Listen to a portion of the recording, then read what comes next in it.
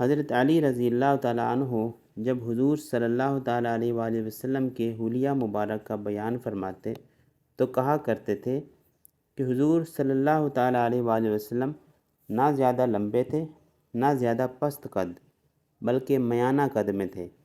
حضور صلی اللہ تعالیٰ علیہ وآلہ وسلم کے بال مبارک نہ بالکل پیچدار تھے نہ بالکل سیدھے بلکہ تھوڑی سی پیچیدگی لیے ہوئے تھے۔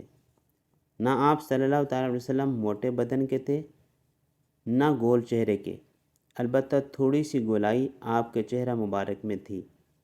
حضور صلی اللہ تعالیٰ علیہ وآلہ وسلم کا رنگ سفید سرخی مائل تھا۔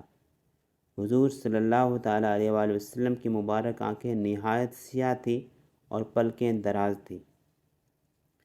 بدن کے جوڑوں کی ہڈیاں موٹی تھیں، یعنی کوہنیاں اور گھٹنے، اور ایسے ہی دونوں مونڈوں کے درمیان کی جگہ بھی موٹی اور پرگوشت تھی۔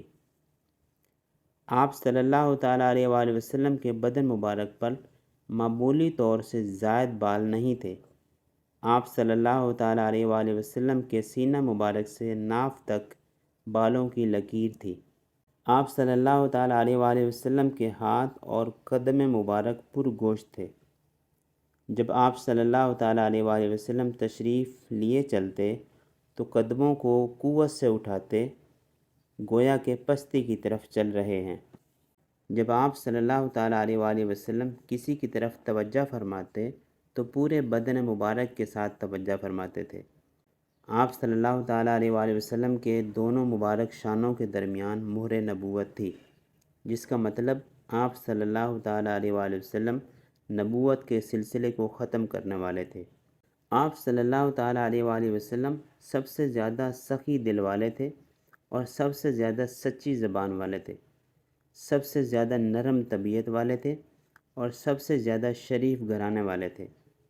آپ صلی اللہ تعالیٰ علیہ وآلہ وسلم کو جو شخص اچانک دیکھتا مرعوب ہو جاتا۔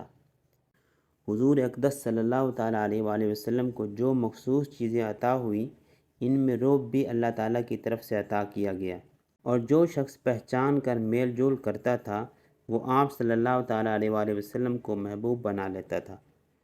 آپ صلی اللہ تعالیٰ علیہ وآلہ وسلم کا حلیہ مبارک بیان کرنے والا صرف یہ کہہ سکتا ہے کہ میں نے حضور اکرم صلی اللہ تعالیٰ علیہ وآلہ وسلم جیسا با جمال با کمال نہ حضور صلی اللہ تعالیٰ علیہ وسلم سے پہلے دیکھا نہ بعد میں دیکھا، صلی اللہ تعالیٰ علیہ وآلہ وسلم۔